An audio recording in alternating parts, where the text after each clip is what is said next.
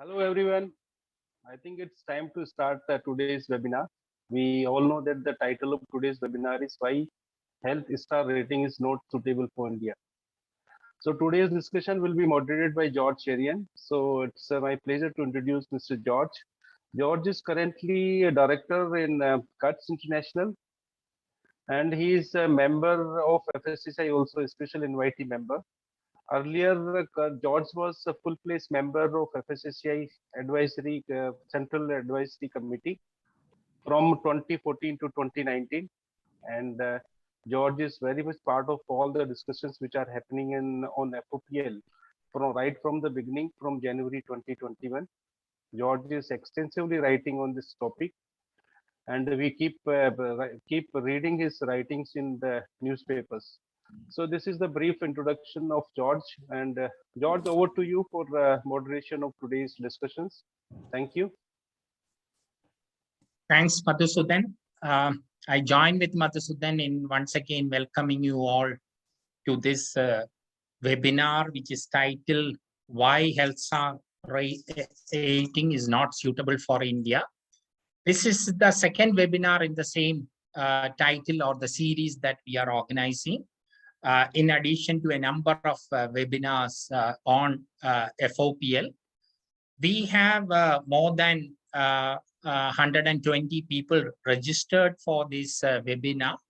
Many of them will be joining on this Zoom platform, but at the same time, we have shared the YouTube link as well. So many of them will be directly watching the webinar on the YouTube link as well.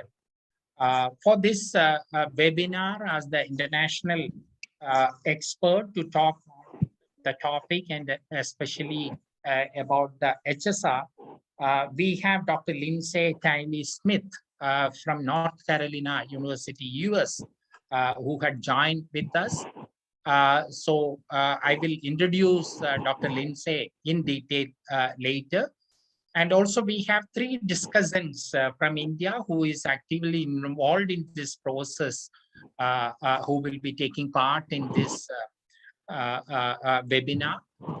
Advocate Saroja Sundaram, who is the Executive Director of Consumer Action, Citizen Consumer and Civic Action Group, CAG, based in Chennai. And we also have the COO of Consumer Voice based in Delhi. And also we have Amit Khurana, who is the Director of Sustainable Food Systems at Center for Science and Environment based in Delhi. All the three of them are actively involved in the FoPL process.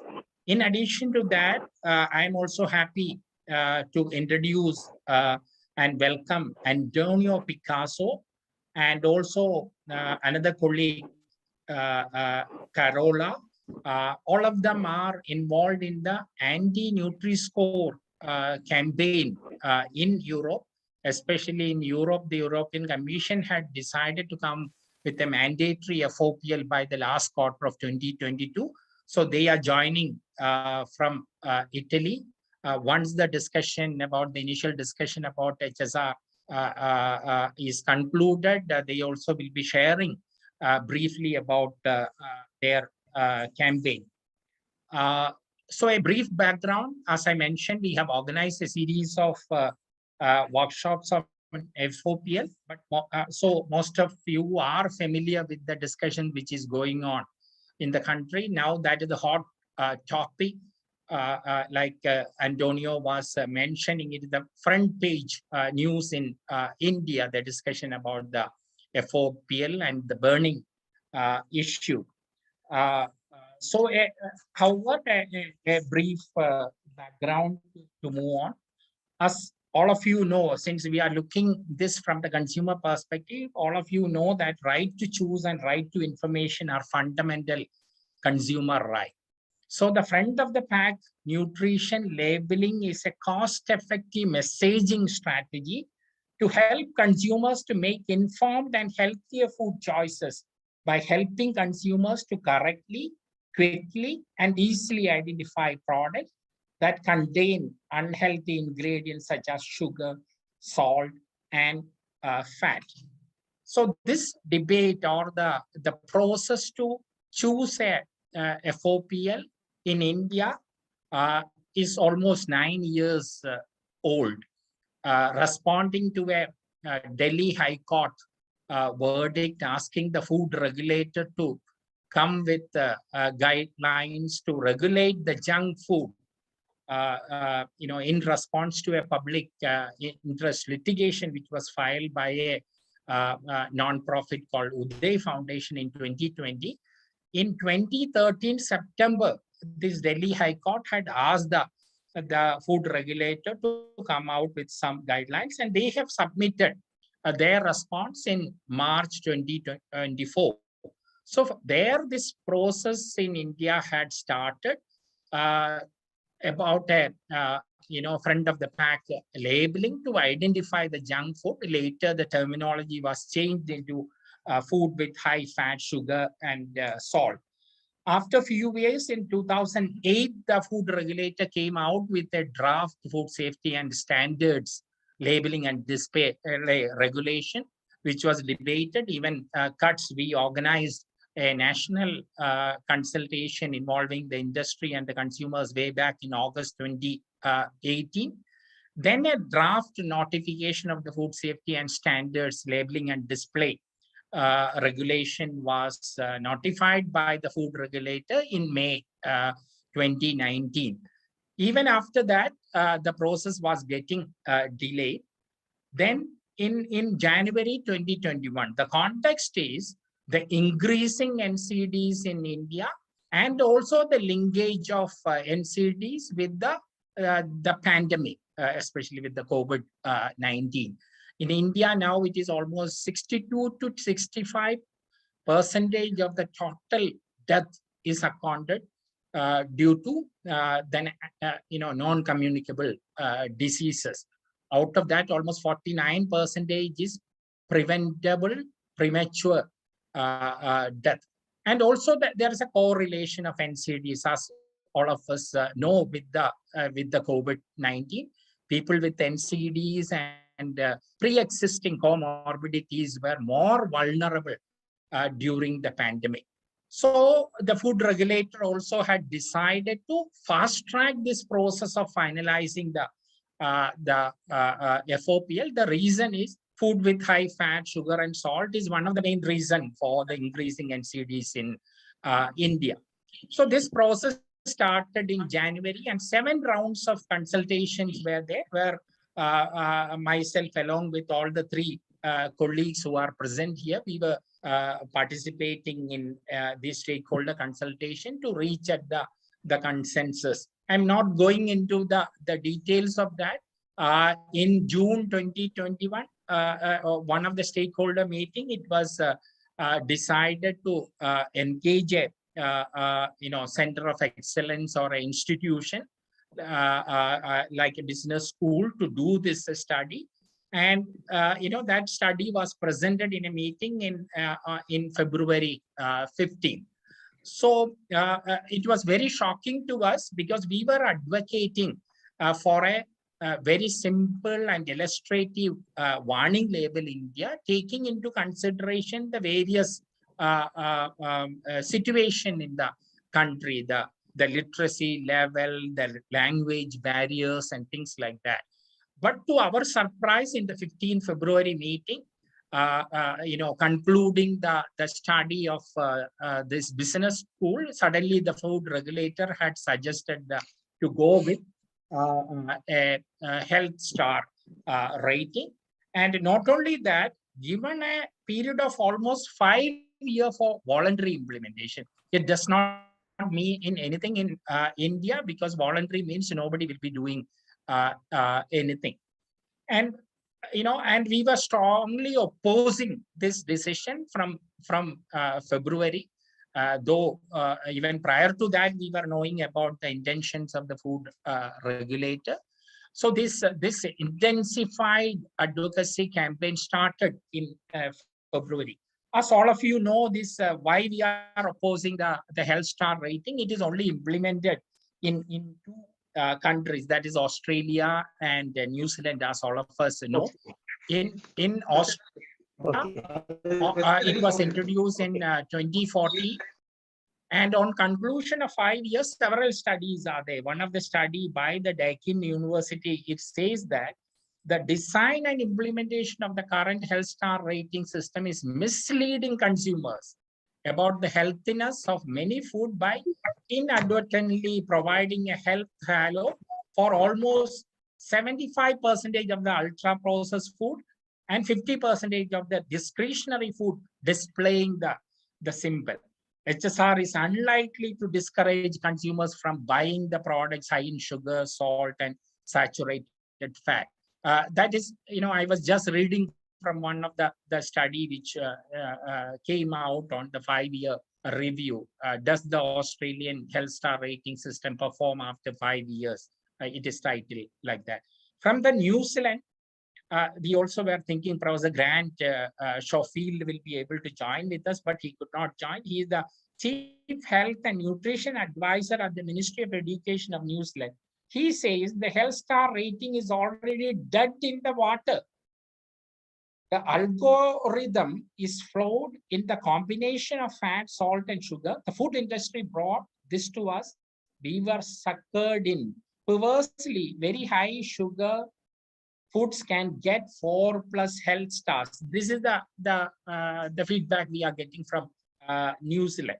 The reason is, as all of us know, the star is decided based on the overall nutrition value of the product. So even product with unhealthy ingredients can get high score by adding healthy ingredients like fiber, vitamins, protein, vegetable matter, etc. So really in identifying the product with unhealthy ingredients, it is not going to help the consumers. So this is the context in which, but though we all had expressed our opposition to this decision, since our regulator is going ahead with the decision to implement the health star rating in India, that is the reason, that is the context in which we are organizing this webinar. And to speak, the experience from various countries, like I have mentioned, we have Lindsay, who is, attending as the national expert, because we quote a lot of examples from North Carolina University. Dr. Lindsay is assistant professor at the Department of Nutrition at the University of North Carolina, Chapel Hill in USA. Dr. Lindsay holds degree from Northwestern University, LA University, and the University of North Carolina. She is trained as a nutrition epidemiologist and has a decade of experience working in 10 countries to design and evaluate food policies to promote healthier diets, with a strong focus on front of the pack labeling effort.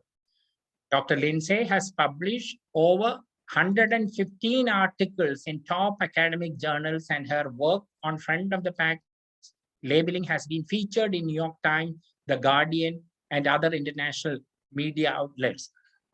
We are very privileged to get Dr. Lindsay today in our webinar to make the main presentation. So on behalf of all of you and on behalf of CUTS, I welcome Dr. Lindsay to this meeting. And also, as I mentioned, we have 3 discussants: Advocate Saroja Sundaram, who is the Executive Director of Citizen Consumer and Civic Action North Carolina से और FoPL पे काम किया है 150.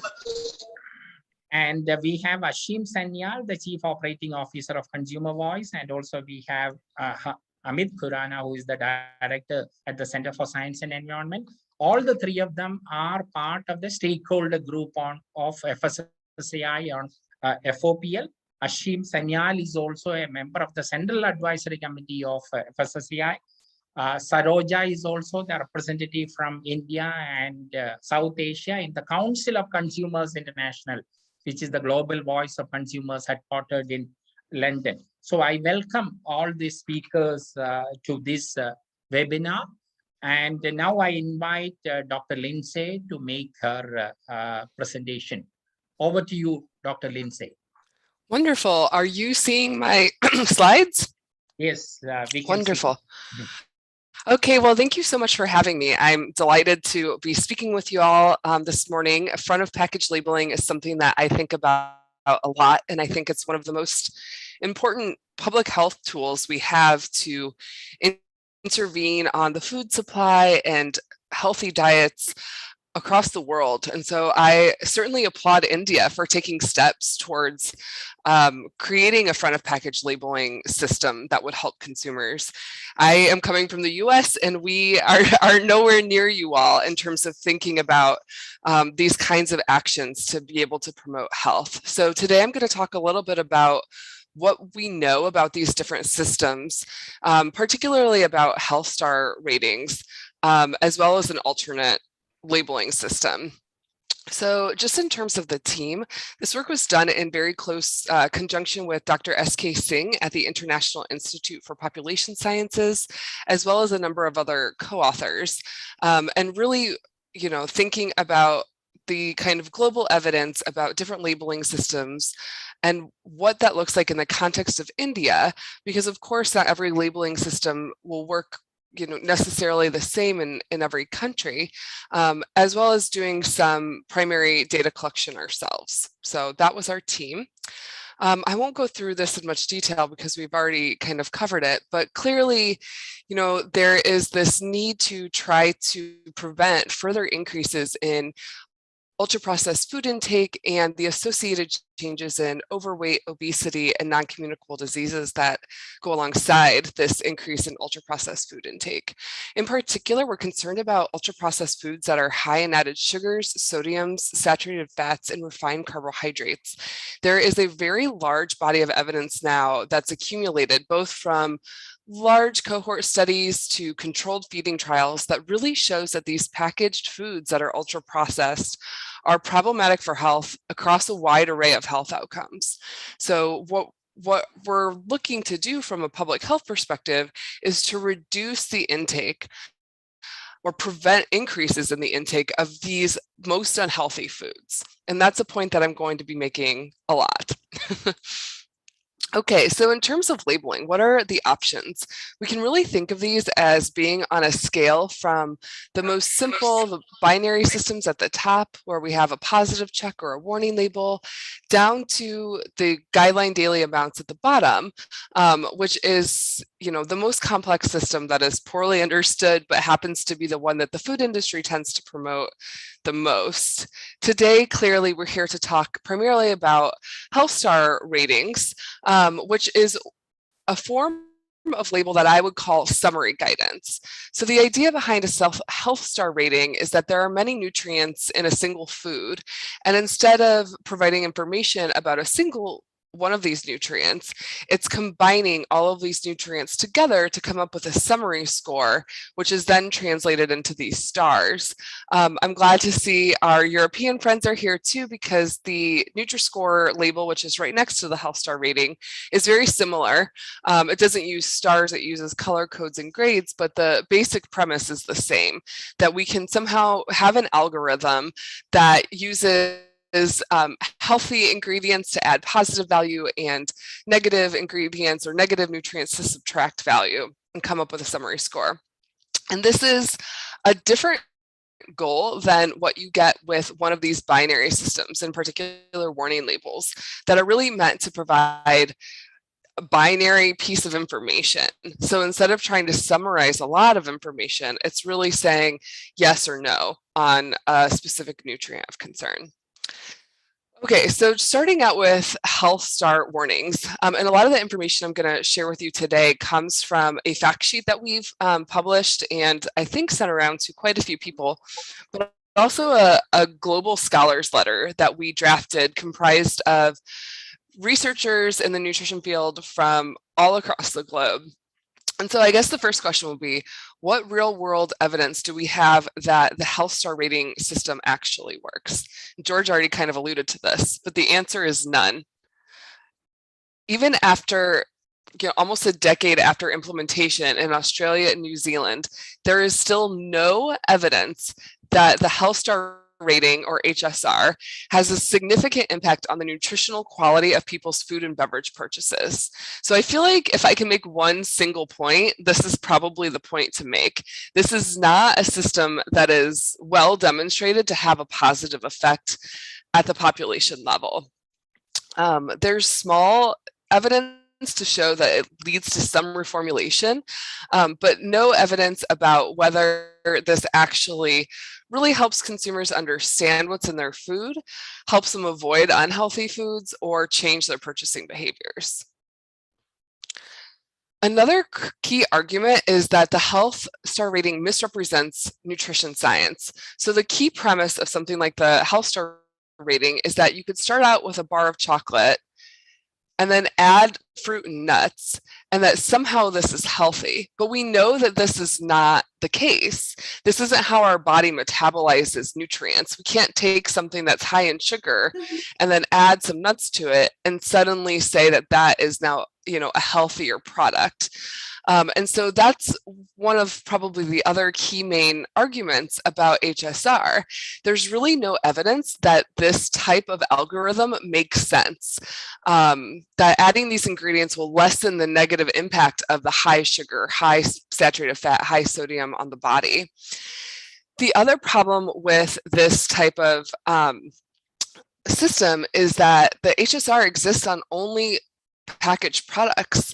So it has this kind of unintended consequence that the products that are carrying the HSR, which are only packaged products, they have these positive stars, which implies that those products are healthier than things like our apple here, whole fruits, which will not carry the stars, despite a vast body of scientific evidence that tells us that consuming whole fruit like an apple is much better than consuming a packaged product like a fruit and nut bar.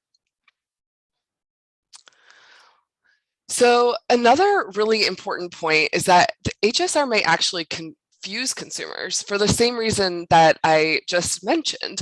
So the HSR is going to appear on packaged foods, and we know that a lot of the foods that carry the HSR are ultra processed foods, which are just the type of foods that I said earlier we're really trying to limit. There's a rapidly growing body of literature that shows that these ultra processed foods are really problematic for calorie intake, weight gain, and non-communicable disease risk. And we know from a recent study that the HSR label is being displayed on a substantial proportion of newly released ultra processed foods.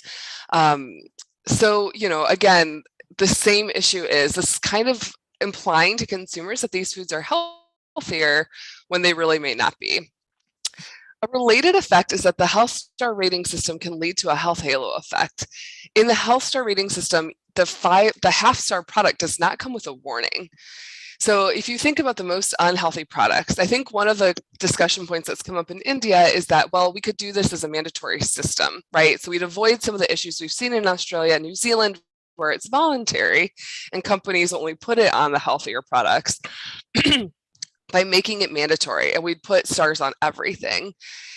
I think even if you do that, the chief challenge is that even your unhealthy products, your Coca-Colas, for example, your chocolate bars, would still carry half of a star, implying that there's some positive value to the product when in fact it carries zero nutritional benefit to consumers and is part of a larger category of, in this case, sugary soda, which is really problematic for health. So that means that there would be many Indian products, sugary drinks, salty chips, biscuits, many others that are carrying stars and are thus encouraged. So the health star rating system is in direct opposition to the Indian dietary guidelines, which recommend discouraging consumption of these foods and drinks high in sugar, salt, and saturated fat. Let's see. Yeah. I think another really key point to make is that the chief underlying health goal of the health star rating system is to shift consumers from lower to higher stars. So shifting a consumer from, by half of a star from a 3.0 star product to a 3.5 star product is not the same as discouraging consumption of a truly unhealthy 0.5-star product. So while the numeric set of stars can help individuals rank products, there's no data to suggest that this ability to rank products is A, how consumers actually evaluate products in the real marketplace, and B, that this ranking will help them make healthier choices. So I should have, I don't know why I animated it this way, but basically, you can see here these products. This is actually I pulled this yesterday from Australia's homepage about health star ratings. And these are, all cereal bars. And you can see that they range from 2 stars to 5 stars. So the idea here is that you would know that this 5-star is better than this 2-star. But I think that one of the main challenges here is that this is basically a chocolate bar over here, and it still has 2 stars. So are folks going to interpret this as healthy? It's a positive signal. You should eat this chocolate muesli bar instead of going for the plain muesli or something unprocessed. Okay, so what else could we do? I feel like I would be remiss in pointing out the system that is actually evidence-based and is really in contrast to the health star rating system, which really is a front of package warning label system.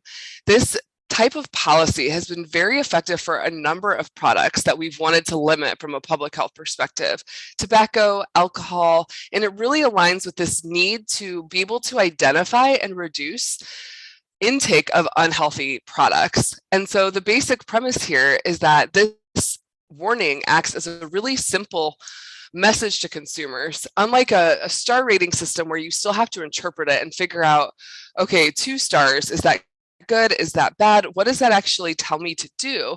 A warning label system is very directive and it's guiding consumers. This is a product that, it's a warning. This is high in a nutrient of concern. You should stop and think before you buy it. In contrast to the health star rating system, warnings are in alignment with these health goals. So I, at the bottom here, show pictures of what this warning label system looks like in Chile, where you can see there's additional warnings for different nutrient types. But it's, the goal is to inform consumers, let them identify quickly, cut through all the noise on the package and quickly identify what's unhealthy, as well as reducing the consumption of the most unhealthy foods. So this is basically how they work, but the main premise is that they're really attention grabbing and they're simple. And this leads to changes in being able to identify unhealthy foods. It can lead to increases in risk perception. We find that warning labels tend to work best in product categories where people don't know that they're unhealthy.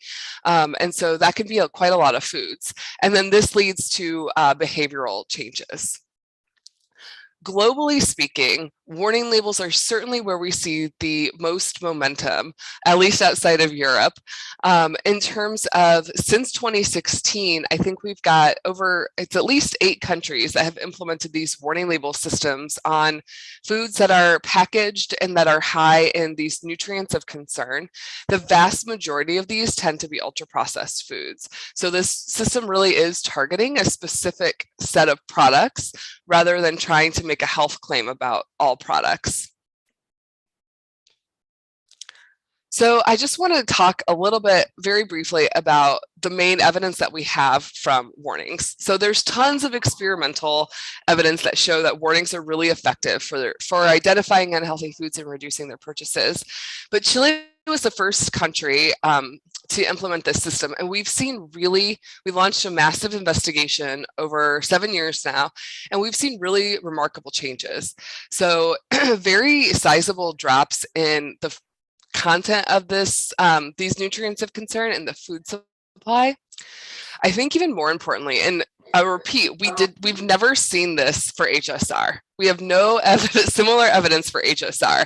In contrast, for warning labels, we've seen almost a 25% drop compared to what we would have expected if policy hadn't happened for sugary drinks and unhealthy food. So that's a really important change in behavior, which is as large or larger than virtually any of the other policies that we've implemented or that I've been involved in evaluating in any part of the globe. So, Chile also did this marketing law, which is really important, but I won't talk about today. But it also led to important changes in consumer awareness. I know one of the key goals is to help consumers know what's inside their food. And in a focus group we did of low-income moms, they told us that these warning labels were really helpful, that their kids could even understand what they were, that their kids would go to the grocery store, and even those that were young would be able to clearly identify the warnings on the package and know what they meant. They weren't healthy and we shouldn't buy them. And lastly, and I think this is another really important point to make, in my experience working on labeling, design, and evaluation, the food industry often will critique labeling proposals because they'll say that it will kill the industry, that there'll be massive economic harm and wage loss and unemployment. And we've seen absolutely none of that in Chile. And I will say this is true for, most of the policies that I've been involved in evaluating. There was no impact on wages and employment. And if anything, this is anecdotal, but from newspaper clippings and discussions with our economists in Chile, it's really stimulated new business because people are designing new products to healthy snacks, for example, to try to target this new market for healthy food. So I also want to briefly comment on, we did a study, we have all this global evidence about warning labels, but obviously it was really important to us to also, sorry, I'm getting a lot of noise. Can we mute everybody? There we go, perfect. Okay, so, we've seen all this evidence in other countries, but of course it's really important as well to evaluate these labels in the Indian context. What would actually work well for this population? Especially because you have such a diverse population, geographically large, different food intake in different states. So understanding how this works in a large sample is really important. So we recently completed an in-person field experiment. This should say urban and rural, peri-rural areas of 6 states in India. We had over 2,000 adults, and we randomized participants to one of 5 study arms, and I'll show them on the next slide, but we included the health star rating and the warning label. And the idea here was to show people pictures of products with these labels on them, and then evaluate their ability to identify whether a product was high in sugar, sodium, or saturated fat, as well as their intentions to purchase these products, as well as a whole bunch of other outcomes. So here you can see what this looked like. This was modeled off of a biscuit on the Indian market. We looked at popular products and then made kind of similar mock products. Here's what the warning looks like, and here's what the health star rating looks like. You can actually already see the difference here because this is the same product with the same nutritional profile. It's high in saturated fat and high in sugar. And here with the warning label, we have a warning message. But here, this product has 2.5 stars. And again, it's not clear if that's a good thing or a bad thing. This could be interpreted perhaps as being actually healthy. A quick glimpse of socio-demographics is to show you that we really attempted to get a fairly diverse sample across these states. We had about 50-50 man versus woman. We tried to get about half of the population with an education of less than 12 years. And then again, half the sample was in urban areas, but then we also went to semi-urban and peri-rural areas. I won't show these results today, but we also were interested in trying to understand if there were differences by some of these different socio-demographics. Okay, so what were the main results? The kind of take-home result is that the percent of participants who correctly identified that products were high in nutrients of concern was highest in the warning group. So comparing our trial arms to the control, we see the biggest effect in the warning group, and we see the smallest effect in the health star rating.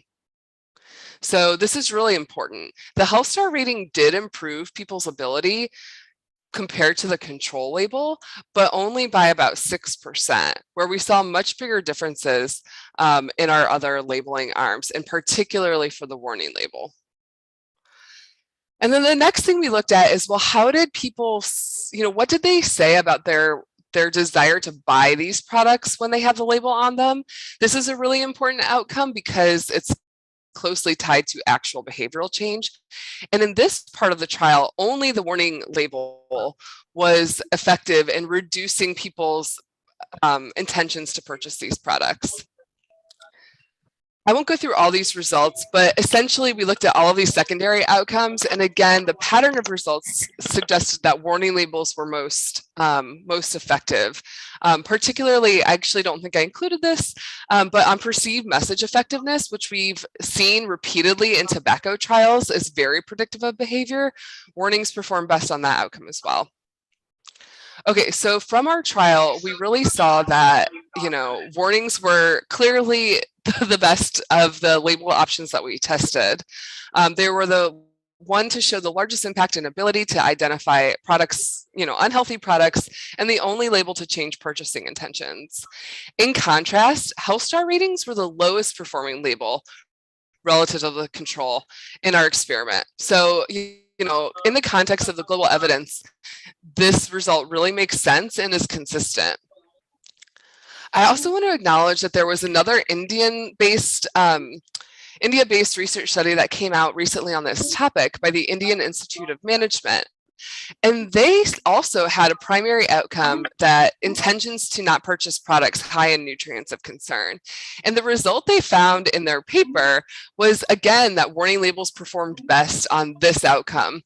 As the scientists reading their paper, they also included many other outcomes, which, I won't spend time talking about it, but I don't think they're so closely linked to behavior and not necessarily valid for informing the debate.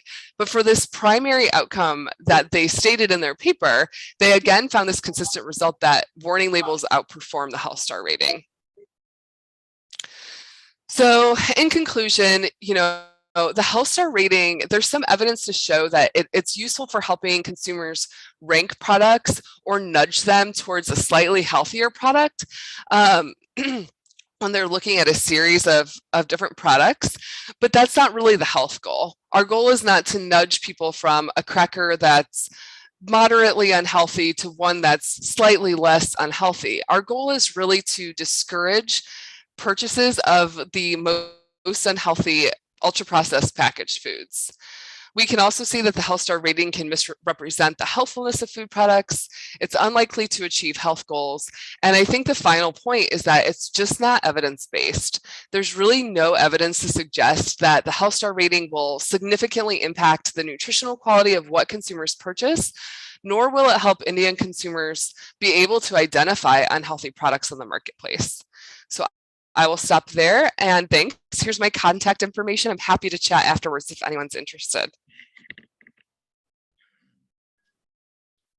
Thank you so much, Dr. Lindsay, for that wonderful presentation. I wish the CEO and the officials from our food regulator should have been really in this webinar. So the message was very clear to you. If I can sum up your presentation, you made very clear statements. Even after 8 years of implementation in Australia, no significant impact on the nutritional quality of people's food and beverage purchases in Australia. And you also had mentioned HSR may confuse consumers. HSR promotes ultra-processed food products. And also you have clearly mentioned the purpose of the warning labels. It clearly informed the consumers and it helped in reducing consumption of the unhealthy product. And there's a message to the businesses as well. No economic impact, no cut in wages and employment in the countries where the warning labels are introduced. You also had presented about very quickly the findings of the randomized field experiment in India. About 60.8% of the people in the warning label can identify the unhealthy product. And you also have touched upon the IIM Ahmedabad study. And you will be surprised to know that based on this single study, our food regulator is going ahead in introducing HSR. And there are several gaps in their study itself, because in one of the section, they say HSR label does not help detect the presence of excess and unwanted nutrient. It clearly says their own study, but still, our regulator is going ahead with the idea of HSR based on this single study. I will stop here. There are three people to respond to your presentation. First, I invite Advocate Saroja Sundaram to briefly respond to this presentation made by Dr. Lindsay, and also pose your questions if you have any specific questions to Dr. Lindsay, to ask those questions as well. Now I invite Advocate Saroja Sundaram. Over to you, Saroja. Yeah, thank you, Josh. That was a fantastic presentation by Dr. Lindsay. I think it re-emphasizes our demands that we have been placing before the FSSA over the last few months, actually. So, very detailed and very nicely presented, actually, like clearly defining how HSR is not suited for any country, and especially when it comes to India. There are several factors, as we discussed earlier. We have been discussing how star rating does not go well with the Indian population, and it's difficult for them to even comprehend a star rating to begin with, and also how star rating doesn't actually convey the, will not be able to support in achieving the goal of this FoPL in the first place, actually, what we aim to achieve. So it will not solve the purpose. I think it was well presented. Thank you very much for bringing Professor Lindsay here today. And thank you, ma'am, for that wonderful presentation. So I was wondering about that study that was presented about the Indian scenario.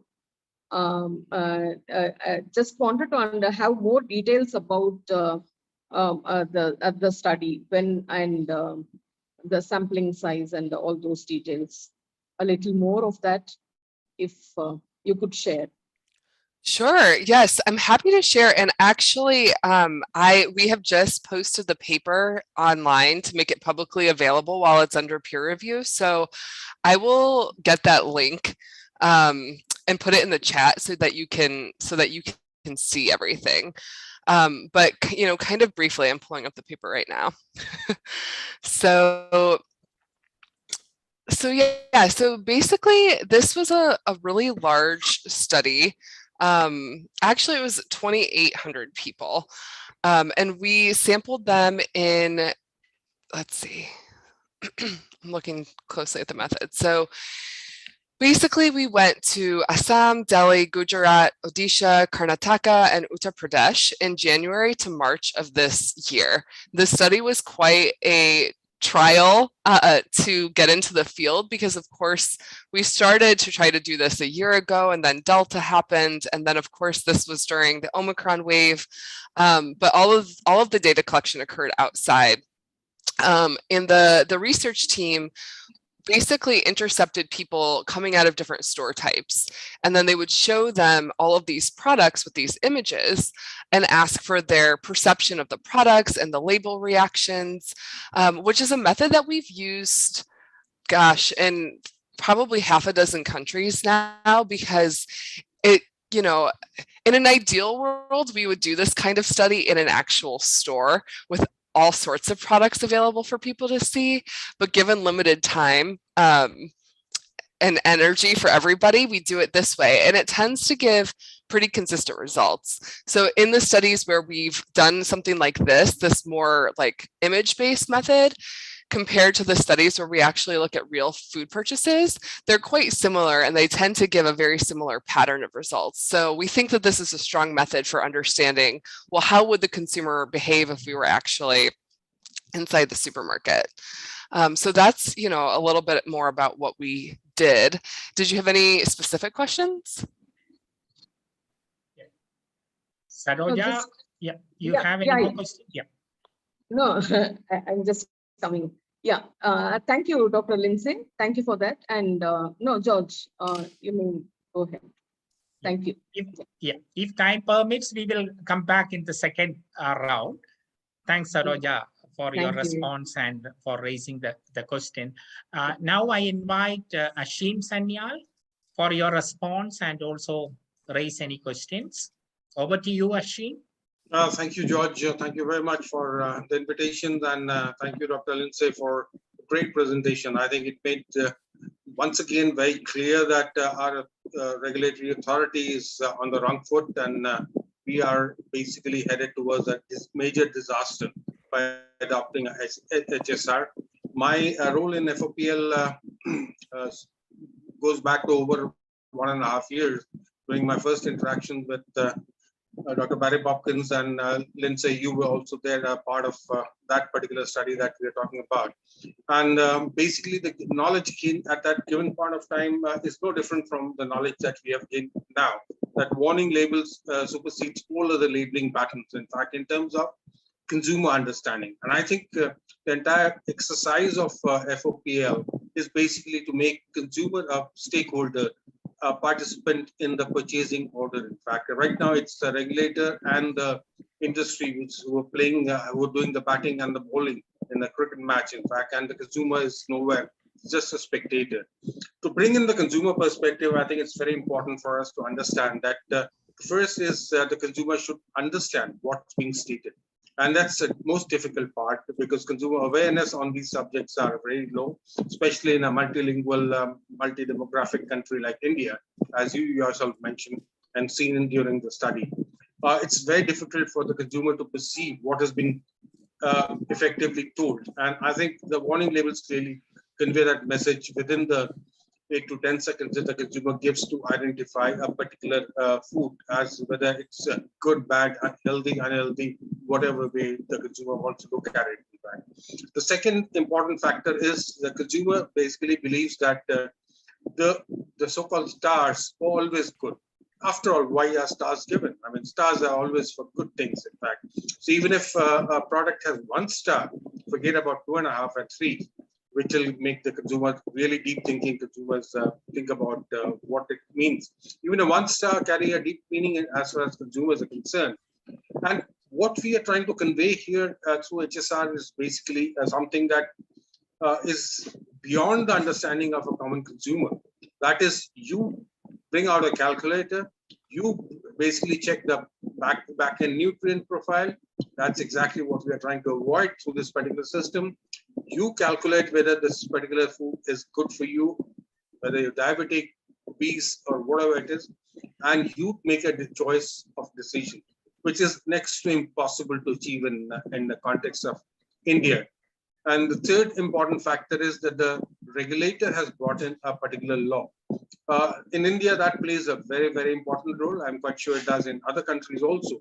And if a regulator is suggesting even a wrong system, the consumer will lap it up blindly, saying, you know, it is a star label, so it's going to be, it has to be good, in fact. So whether it's 1 star or 5 star, let me buy it. He will not see the health harm. So the basic conveying of the messaging to consumer that we are introducing this particular front of pack labeling for identification of foods that are unhealthy, that are high in salt, sugar, and saturated fats. Now that trans fat is hopefully out of the business, it's a very difficult task for us to convey. After all, why should even a consumer spare a glance at this particular label if he or she doesn't know the purpose? The purpose is to safeguard the interests of the consumers. So as consumer organization, what are we going to convey to consumers if it is health star? That you choose your stars and choose your luck for your health. And the government has mandated it. Whereas for warning labels, we can straight away go to them and say that, look, you avoid high sugar, high salt, and high saturated fat items, which is something that the consumer may understand more easily. So while depicting a warning label on the label, and while explaining to the consumer the purpose of the entire exercise, I think the only thing that suits India is warning label.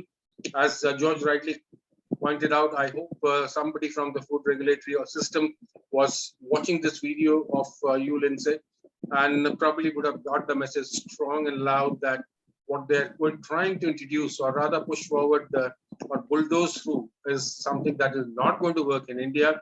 And we're going to land up pretty much in the same fiasco as Australia and New Zealand, with no end results in terms of consumption reduction of HSR food. So my summary of input in this particular case is the fight is still on. I personally believe that it's a one-man fight, because I still remember the CEO of FSSAI telling us during the argument, I would recommend my son to take a nut-filled chocolate rather than a plain chocolate. My God, that coming from a CEO is really surprising and shocking.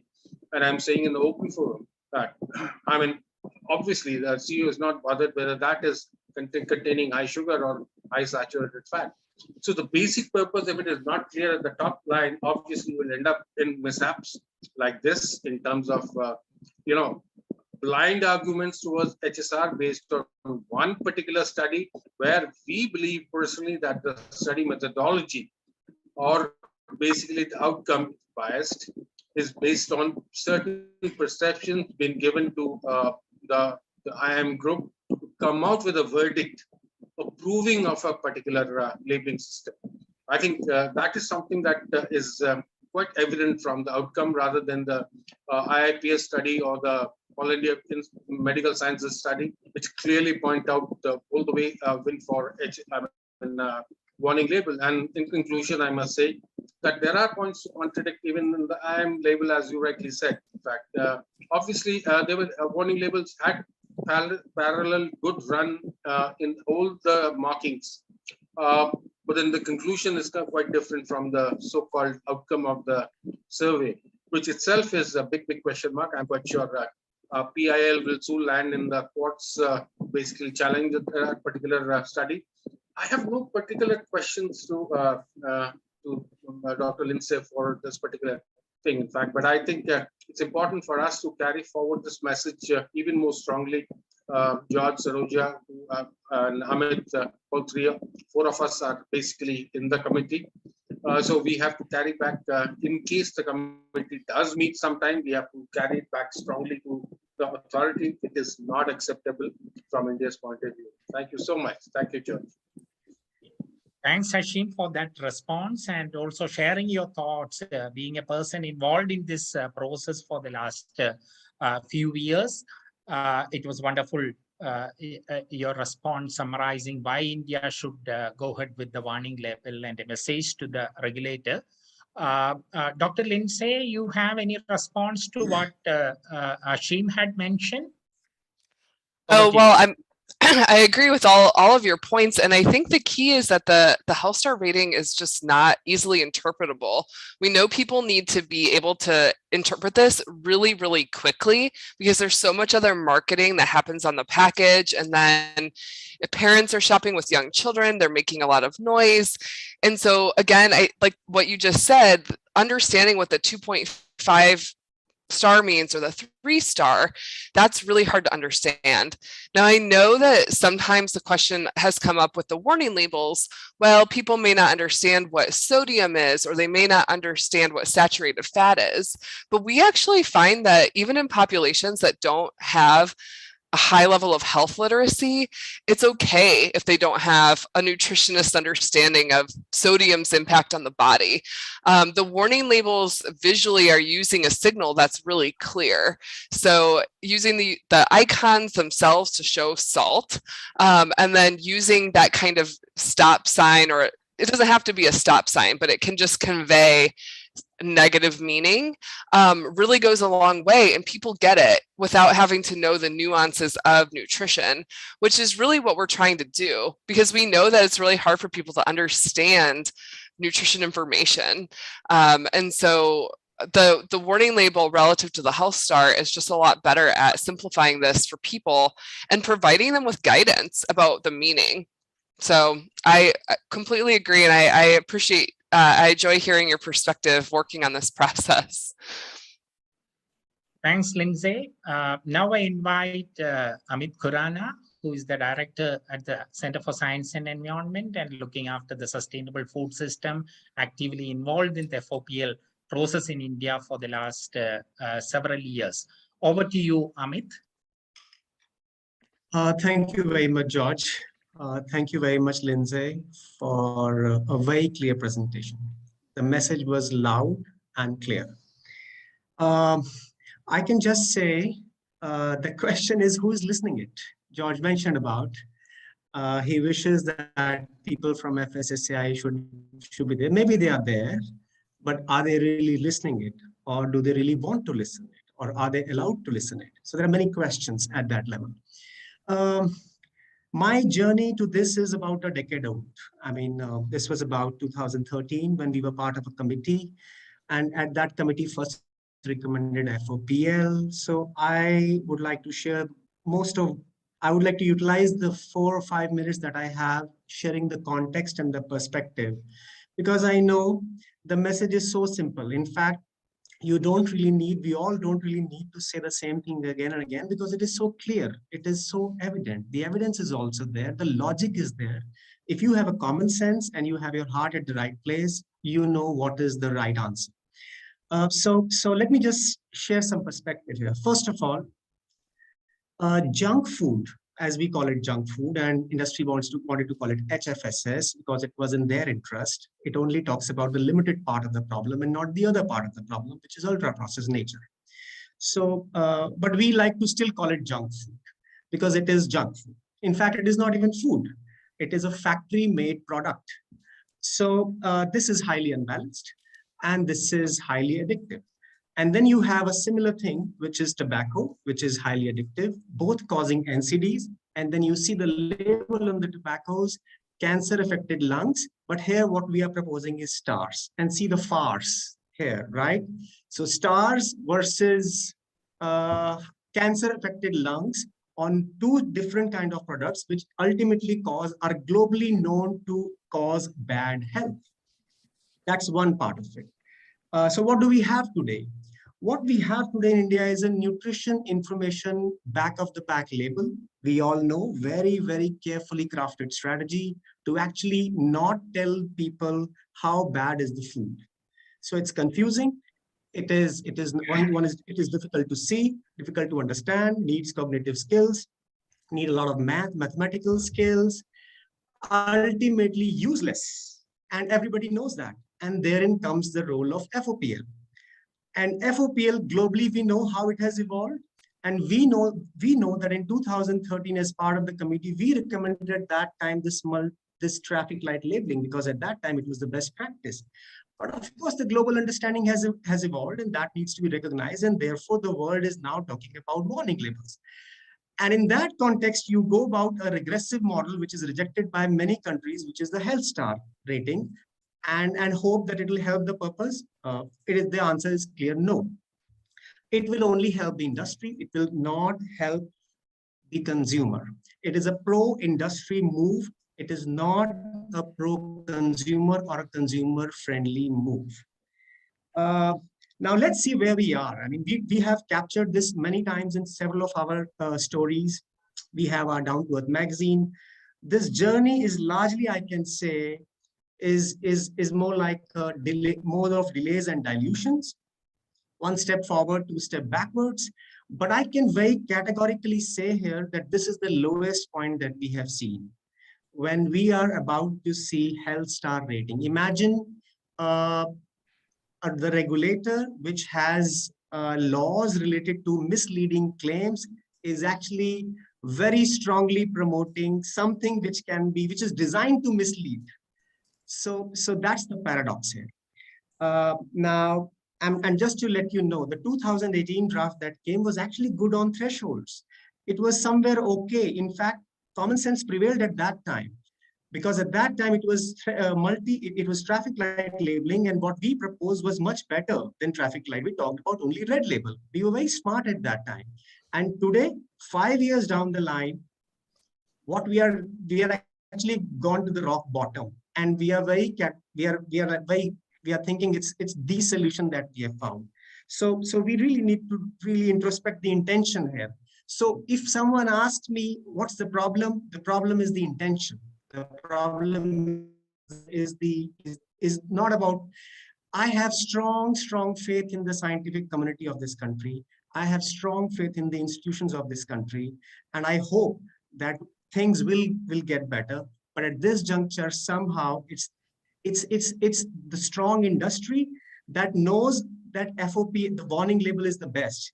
And because these are the same set of companies who are operating elsewhere in other parts of the world, and they know. The same beverage company knows that in Chile, their production their sales have decreased, and that is why they are so hell-bent to basically push here something which is actually does not lead to the same set of scenario, because it'll go for a toss. The entire commerce of those industries go for a toss. But they are doing what they are expected to. The problem is not with the industry. The problem is with the regulator. One would expect that the industry will do commerce-centric work. But what about the regulator? They have a mandate. And I think the regulator therefore needs to muster up the courage and actually deliver on the mandate which they have been given. So and I have no hesitation to say, I have been part of this journey. Where we are today is very much orchestrated through commissioned reports as well as scientific panels. And that's the problem. And therefore I'm saying, we all know there's a problem of design algorithm with the label. We all know that it's an antithesis to actually say health star on bad food and basically giving a license to glorify the bad food. I mean, why would you do that? So we all know that part, but still and all that is happening based on a study by one institution. That institution, of course, is good, but this study has, of course, many issues. All of us know about those issues. No point talking about those right now in detail. We also know about the thresholds. We had very good standard thresholds in 2018, and then we had very bad. And ultimately, it's a negotiation happening between, okay, let's slightly have less bad. Okay, the consumer groups are also creating some more problem. Let's have some more, better it some more. But you are still far away from what you proposed in 2018. And you are still far away from what is proposed in other parts of the world. I mean, we are talking about 10 grams versus 22.7 grams of sugar in solid foods per 100 grams. So there still is a lot of difference in thresholds. So all in all, I'm trying to say that FSSAI knows, the scientific committee knows. It knows because the symbol-based label, the success of a symbol-based label, no one knows better than FSSAI itself. We all know in India, the green dot in a green square for vegetarian is the most successful symbol-based logo that has worked. We also know that recently they have included a tick mark for the organic food, which is called Jaivik food. We also know for fortification they are doing F+. What stops them from doing a true symbol-based model here, which is actually warning label? It's difficult to explain, or actually it's very simple to explain. But that's where we are. But I would just like to say here that the question is about intent. The question is not about not knowing the evidence. And that's where all of us have to raise the pressure and hope that common sense will prevail. Thank you.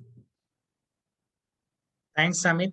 Based on your decade-long experience for sharing your thought, you have clearly mentioned the problem is the intention, and even comparing with the 2018 draft, how we had gone down in terms of the threshold or the format, the red color code or things like that. And you clearly mentioned the present move is anti-consumer or not the pro-consumer move.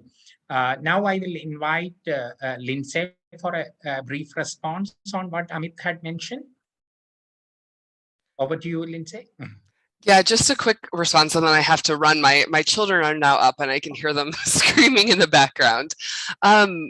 I'm glad to hear that it sounds like the previous study that was done, the other study that was done, is well understood to be flawed. I think I agree. The interesting thing about it was that the primary outcome that found that warning labels perform best did not match the conclusions of that study. And so it's disappointing to hear that that was taken as the scientific proof, the only scientific proof to create this new policy.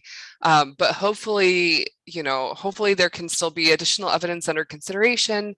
And I just want to say that as somebody, here in the US working on the science behind labeling in a number of different places. I would love to, anytime if you need evidence about something specific, usually one of us will know where to find it. So just offering myself up as a potential source of support if you should find yourself needing a particular piece of evidence in the future as this conversation continues. Thanks, Lindsay. If time permit, we will just come back later. But before that, I would like to invite Dr. Antonio Picasso from Italy, who is with us. Dr. Antonio is the Director General of Computer Policies for Sustainable Development. And few of his colleagues also are there. They are involved in the campaign for effective FoPL in the EU countries, because EU had already decided for a mandatory FoPL by the last quarter of 2022. But the group is also campaigning against the Nutri-Score. That's the anti-Nutri-Score campaign is there. I am aware that they are also not in favor of the too much simplified FoPL in Europe. But the situation in India is quite different. That is the reason we are demanding for a simplified pictorial warning label in India. Now I invite Dr. Antonio Picasso to share his thought very briefly. Over to you, Dr. Antonio. Yeah, thank you, George, and good afternoon or good morning, everybody. You talk about simplicity, and Lindsay in her presentation said the same thing. I want to stress just a thing that for this issue, what is more important, science to try to find a solution to this big and complex problem, or simplicity? Transparency or simplicity? These are the two questions I give you all, because in Europe there's a very important debate around not only Nutri-Score but front of pack labels, and why we are against Nutri-Score, because we are convinced that Nutri-Score has got a good target, but it doesn't have the good approach to try to solve this problem.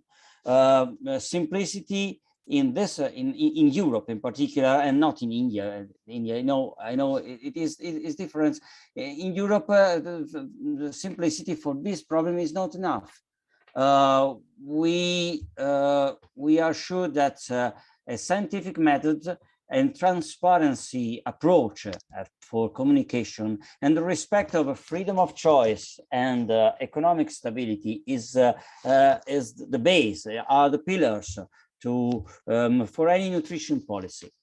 And that's why we are promoting a campaign against the Nutri-Score, also because it was defined in France. It is and in fact, de facto, the owner of Nutri-Score is the French government. And well, as you know, in Europe, this could be in contrast with the European values too.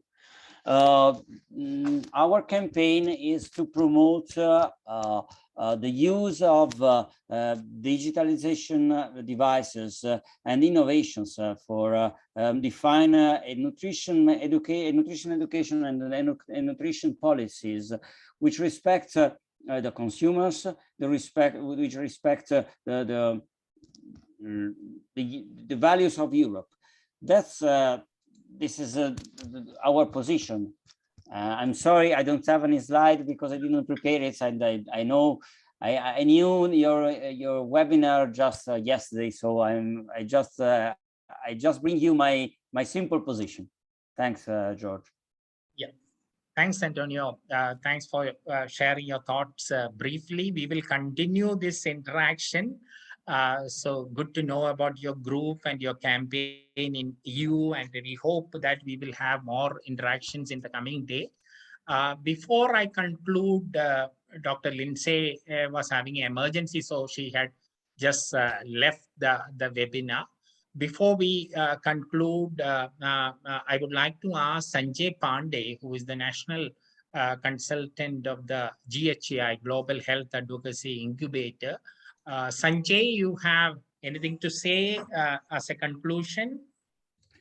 No, thank you so much, George. It was really wonderful to hear Lindsay's presentation and also the commentary by all our friends who are right now involved from the day one itself on that.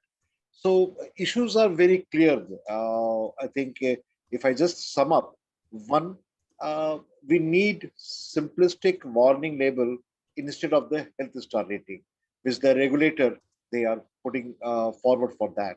So that's very clearly consumers and everybody they are in agreement over that.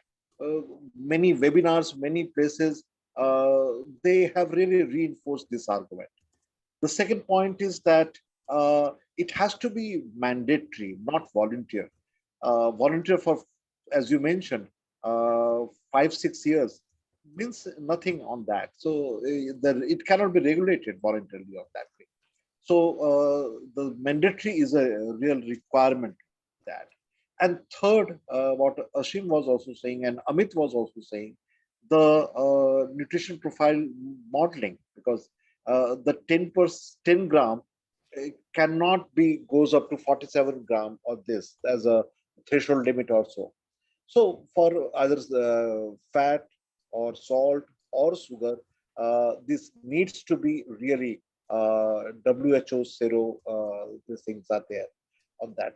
And lastly, very clearly, the regulator and the FSSAI should listen to the civil society groups more to protect their health, to protect them from the non-communicable diseases, prevent these things, rather than to really have a kind of bias towards the industry also, which was very visible from the all four of you. You were present in the 7 meetings, what you have mentioned in the last 2 years. Majority of those people were from the industry, 17-18 people, which is just the documentary proof of that. So obviously we need to have a regulator should be neutral, should take a stand for the benefit of the people, and that's all from me to sum up in that way. Just 3 points. Yeah. Thank you so much, Sanjay, for that concluding remarks. I fully endorse what you have mentioned. Not only me, I'm sure all the participants of this webinar will endorse those points. We totally oppose the HSR, which is no way going to help the consumers in identifying the unhealthy ingredients. We totally reject the way the decision making was done in a most undemocratic and non-transparent manner. Sanjay, you have mentioned 17 people. I was looking at the minutes of various meetings. In the 30th June meeting, there was total 35. Out of that, 6 were only from consumer organization or civil society. 29 was from the industry. So the average ratio was 6:1. Such a dominated, there was a power imbalance in these meetings as well. And also we, reiterate our demand for a warning label in India. And also you have mentioned about the thresholds. That is true. In the draft working group threshold, for example, the candy, the WHO CRO model was telling 6 grams per 100 gram. That was straight away increased into 50 grams. So we were quite surprised, to see the draft working group report on the thresholds. All of you have highlighted that. So I will stop here and I will invite my colleague Simi TB, who is the policy analyst, to sum up and to propose the vote of thanks. Over to you, Simi. Thank you, George. No, That no, was no. really No है नहीं there is some disturbance. 19 में 9A Hello, I request you. Yeah, thank you. Thank you, George. That was really an interesting deliberation. You are muted. No. No. Carry on, Can you Simi. hear? Yeah. Yeah. That was really an interesting deliberation on the whole issue. So to sum up, I would like to briefly rush through some of the main points that were put forth by our panelists. George welcomed the participants and gave an overview of the topic and explained to the audience the developments happening from the sides of the regulator regarding FoPL, thereby setting a base for the discussion. Then Dr. Lindsay Taylor gave a detailed presentation touching upon different kinds of label, particularly given the context, she touched upon HSR label and warning label. She pointed out that even after 8 years of implementation of HSR label, there is still no evidence of it creating a significant impact on the nutrition quality of people's food and beverage purchases. In fact, these type of label only promote ultra-processed food products by confusing the consumers. She further added that warning labels, which has a higher global acceptance, help us achieve two most important goals of a labeling system, that is inform the consumer and reduce the consumption of unhealthy foods. She also highlighted few evidences to prove her stand and even spoke about a field experiment done in India, which we can effectively use while advocating with the regulators to test whether FoPLs helped Indian consumers. And Saroja spoke about how Dr. Lindsay's presentation re-emphasized our campaign. Yes, we completely agree. And HSR does not do well among Indian population, and it will never support in achieving the goal of FoPL. That's what she summed up. Then Ashin pointed out that through HSR, regulators are trying to convey something which is beyond the understanding of a common consumer, conveying a kind of message to consumer that we are introducing FoPL is a very difficult and challenging task, especially for a country like India. And we need to convey it very clear and upfront, which warning label could only do. Then Amit shared his journey with FoPL in India. He also pointed how confusing and useless the back of package labels are and how the focus then shifted to FoPL. He summed up with the belief that regulators would someday muster up the courage and deliver the mandate they are given. Then our friends from France, Antonio, shared with us their ongoing anti-Nutri-Score campaign launched in France. And that's it. I think I have summed up.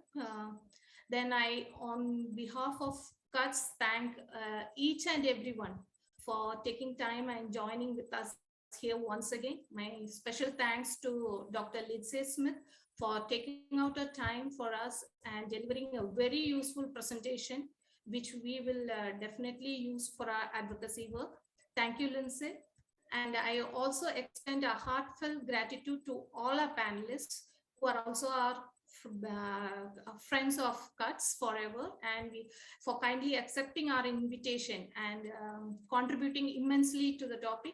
It was wonderful listening to you all, and I am certain we have all gained some up-to-date knowledge on the whole issue surrounding FoPL. Thank you all so much. We will keep you posted about the new developments happening in this field. Stay safe and have a great evening. Thanks, Simi, for that wonderful summing up and for proposing the vote of thanks. Now we will conclude this webinar here. Once again, thanks to the key presenter and all to